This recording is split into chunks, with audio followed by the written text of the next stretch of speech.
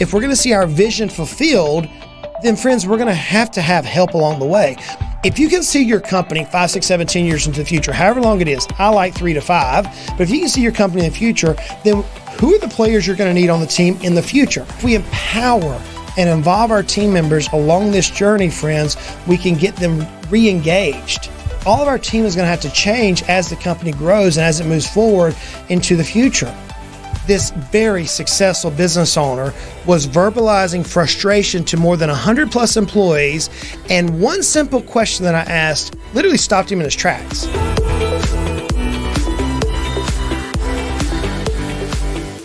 Employees suck. Why don't they just shut up and do their jobs? As you might imagine, that surprised me when I heard a very, very successful business owner, a business owner of more than 2 decades who worked with hundreds of employees. When he said this to me sitting at a coffee shop, I literally didn't know what to say. I'm like, man, wow. This particular business owner was at his wit's end. Maybe like you've been with your kids at some point in life where you're like, dude, I've had enough. Just sip it. I'm up to here with it, guys. I know I've been there a few times with my own family, my own kids. He literally said in this exchange that we were having, he said, maybe I should just shut the stupid thing down and go fishing. See, he had asked me to coffee so he could determine if our CEO coaching program could help him through this particular moment of his life and drive his business to the next level. Now, no doubt, as a successful business owner, you've had your moments where you question your sanity, just like him. Maybe I should just shut the stupid thing down and go fishing. Maybe, just maybe, some of your frustration is caused by your employees. You know, I've worked with thousands of business owners throughout my career. I've spoken to tons. I've coached many, and it seems to be the number one frustration for many of us is our employees. More specifically, though, when you dive into that frustration, it's the level of engagement that we perceive our employees have. They often don't seem as engaged as what we desire them to be. And because of this, we often hear things from our fellow business owners, and perhaps we've said these ourselves. Things like, man, I need to figure out a job or a business where I don't have to have employees or customers. Or maybe it's, I wish I had employees who would just care about their work. Or they're just here for a paycheck. They don't care. Have you ever found yourself saying these things about your particular team? Have you ever paused long enough to ask the questions, why? Why do employees cause frustration? You see, in that moment at the coffee shop, this very successful business owner was verbalizing frustration to more than 100 plus employees, and one simple question that I asked literally stopped him in his tracks. I asked him this question. I said, what do you truly believe is the root of your frustration? Now, like I would probably answer in that moment, and perhaps you yourself and other business owners. Now, he went on a 5 to 7 minute tirade about all the possibilities that was leading to his frustration. And after he was done, I paused and I said, hey, what do you see over my right shoulder? What do you see over here? And he kind of leaned over and he looked, he goes, I see a mirror. I'm like, okay. You know, John Maxwell says, everything rises and falls on leadership. Could it be that you're simply reaping the frustration that you have sown? In that particular coffee shop, at that particular moment, this business owner was vulnerable and he was ready for some help. He was ready for some coaching. And it was almost like a light bulb went off. And I said, brother, you reap what you sow. If everything truly rises and falls on leadership, then could it be that the very frustration that you're receiving is the frustration that you've caused your team to experience? Let me ask you, as a business owner, have you ever seen your team confused or frustrated? Has your team ever failed to execute your vision? Have you ever felt like your team is disengaged? If employees are our frustrating point, more specifically, the lack of engagement toward our vision is our frustrating point, then we need to understand that engagement really matters. But why? Why does team engagement matter? You know, for some of us, it might be a cultural thing. This particular business owner, his culture and his company, as he perceived it in that very moment, was not positive. Yet, and perhaps, just perhaps, his culture of his team was not positive.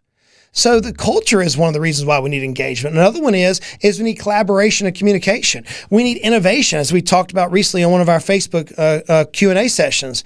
We need creativity. We need to see our team increase production.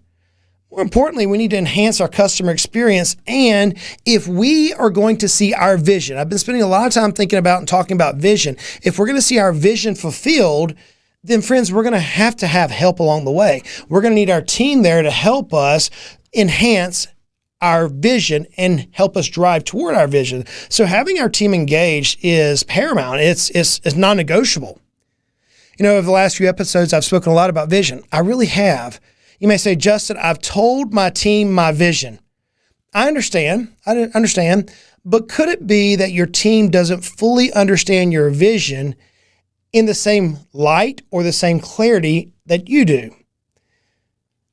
Could it be? Let's think about what really causes disengagement. Many times it can be things like a misalignment of personal values. Maybe your vision is not setting properly with some of your team members. Maybe they don't see how their values and your vision align together. Maybe it is a lack of clarity. Maybe it's you've said your vision, you thought you communicated, but more importantly, you just spoke.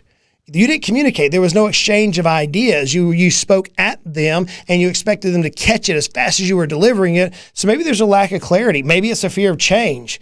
None of us like change. I was recently thinking about upgrading my mobile device here, my cell phone, and I have a smartphone. I have an Android. I don't have a dumb phone, Apple or anything like that, but I have a smartphone. And I was thinking about going from a Samsung, I think this is a 22 or 21. I was thinking about going to a Samsung 24. And then I was like, dude, I don't want to deal with going through updating my phone and reconnecting so I'm like, I'm not going to do it right now because none of us like change. Even when we know the change is going to help us. I realize the new phones have features that I currently don't have on mine and it will add a lot of value, but I don't want to deal with the change.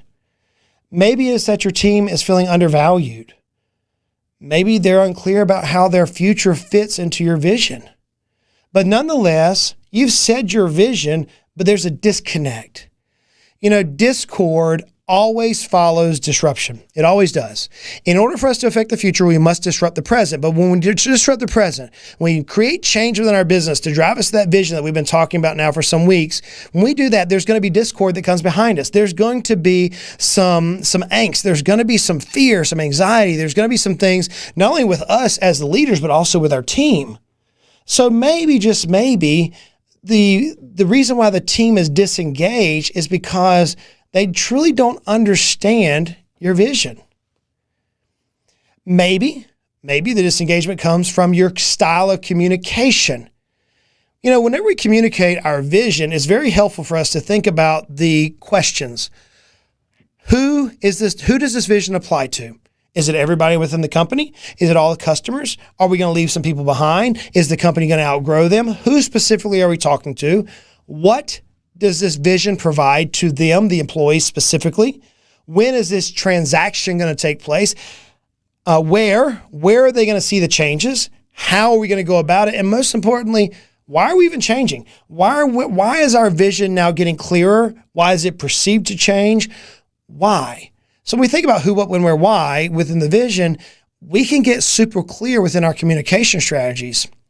We can tell stories. I love to use stories. I think about ways when I'm talking with our team on ideas of, hey, I dealt with this in the past. Here's something that we can utilize to drive home the point. Like I did in this episode already, I told you a story of a prospective client, a consulting client, who said, Justin, employees suck. Why don't they just shut up and do their jobs?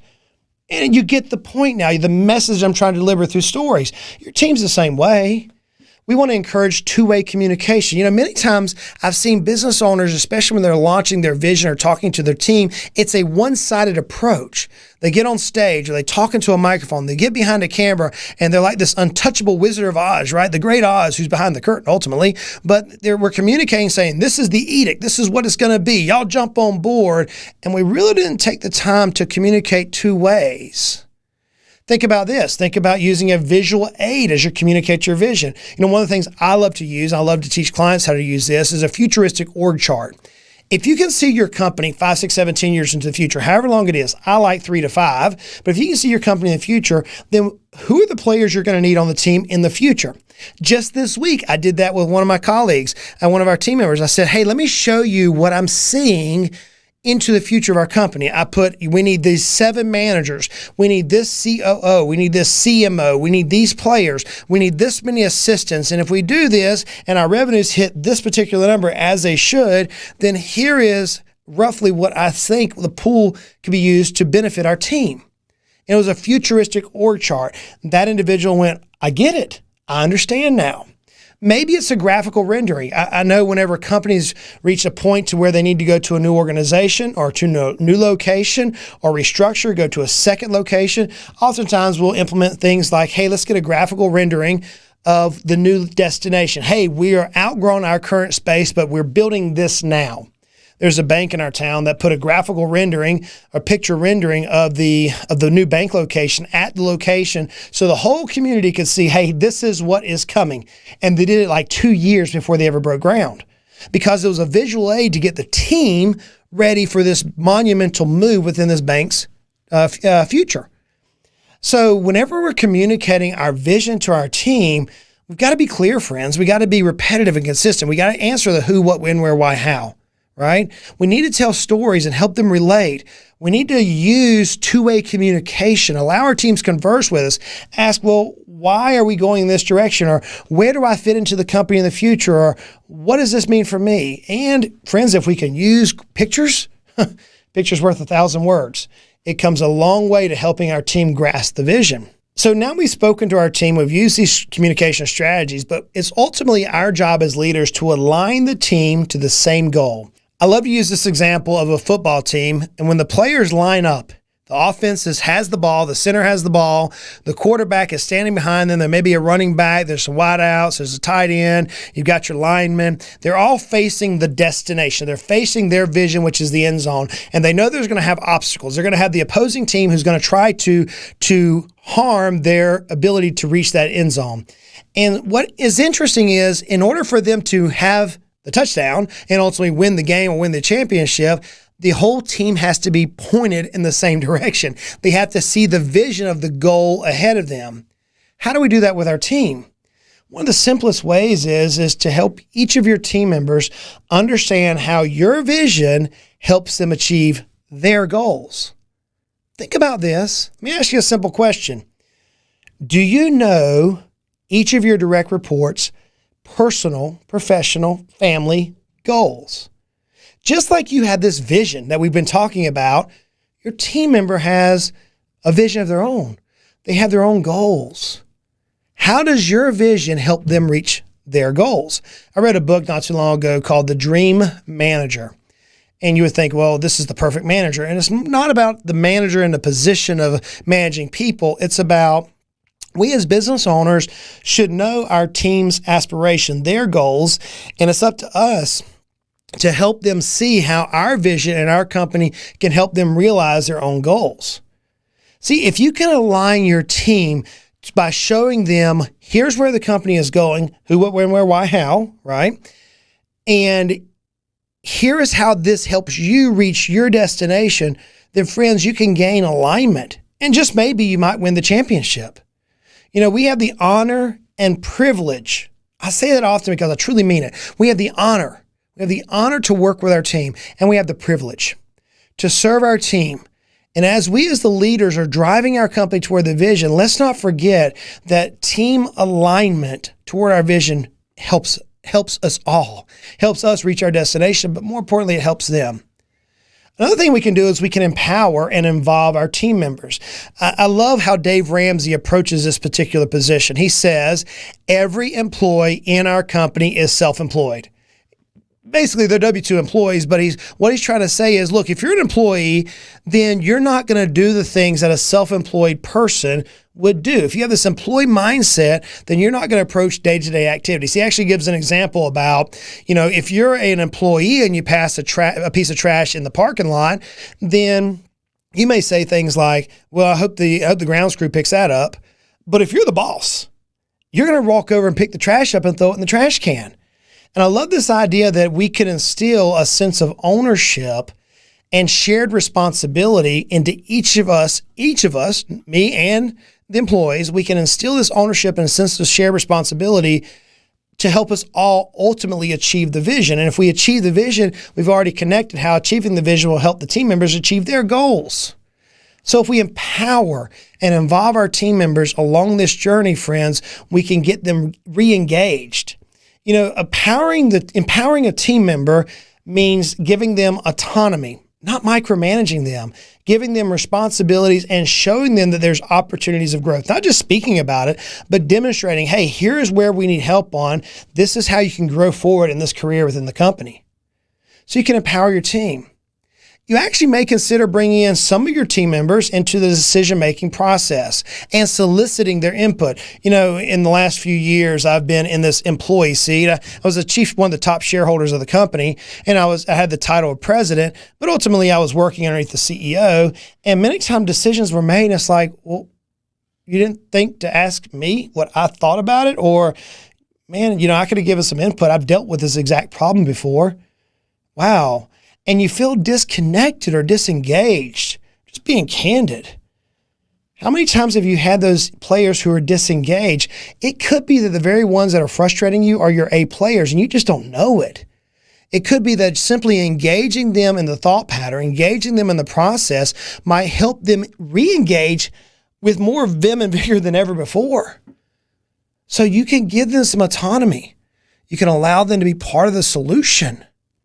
Another thing we can do to re-engage our players is to overcome resistance.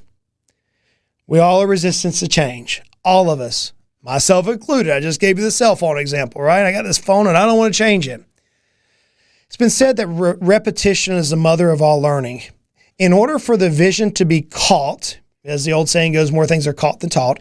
In order for the vision to be caught and ultimately internalized amongst the team, we need to repeat the vision over and over and over and over. It's like it becomes a jingle to us. Here's where we're going. Here's why we're going. Here's how it impacts you. Here's where we're going. Here's why we're going there. And here's how it impacts you. And you're constantly become this cheerleader, if you will, to where your vision is taking the company and ultimately taking your team members. So we need to repeat over and over again the destination we're going and how it impacts everybody. We need to provide training. You know, in order for us to move into the future, we're all going to have to do things differently than we're doing today. We're all going to have to, almost like the cicadas do here in Tennessee. They get really noisy during the summertime. I love it outside in the country. I can open the window and I can hear these cicadas just screaming at the top. But every year they shed some of their exoskeleton to become a new position, to move into a new creation. It's almost like the caterpillar turning into the butterfly. They go through a metamorphosis and they change. All of our team is going to have to change as the company grows and as it moves forward into the future. So we need to train and we need to support. We need to support our players. We need to provide them not only emotional support, financial support, educational support, but we need to give them the support to allow them to succeed. One of the things that one of my powers that I have, if there is one, it's one-on-one coaching with our team members. One-on-one coaching. Often don't talk about this, but I think it's something that goes undisclosed by many of us in the business world. How many times have you seen one of your colleagues that you just sense something just not perfectly right? You go in, you sit down and talk with them, you pull them aside after work, you say, hey man, just checking on you. What can I do to serve you? One-on-one coaching, sometimes there's nothing you can do. The team members just need to be heard. They need to feel like they're connected to you. And now I get it. On a big company like this individual I was talking at the coffee shop with, he had 100 some odd employees, 160 if I remember right, employees. For him to have one-on-one time with all employees would be very, very difficult. Now he could do it, but he might not be able to accomplish the other duties that he needed to accomplish. But he could set the org chart to where every player is heard. Every player is heard. So sometimes you need one-on-one coaching. You know, the reality is this. Whenever we're dealing with resistance, sometimes you got to make a cut. That's sad, but it's true. Negativity cannot be tolerated. There's one vision, and that is yours, the business owner. There cannot be multiple visions. Where there's multiple visions, you have chaos. What the old saying goes, anything with two heads is a monster. You're the chief executive officer. You're the business owner. The buck stops with you. So there cannot be any discord amongst your company.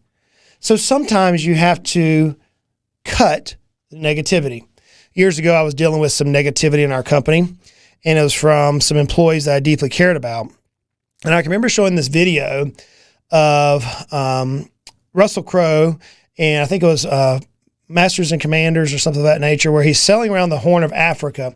And in this particular movie clip, the individual falls into the water. The boat is pulling the sail, and the boat is turning to the side, turning starboard, and it's about to go underwater. So Russell Crowe takes an axe or a hatchet, and he cuts the rope. And when he cuts the rope, the boat comes aright, but he had to sacrifice one of his fellow crewmates. He sacrificed one for the sake of the entire crew. And if he didn't sacrifice the one, the entire crew would have perished.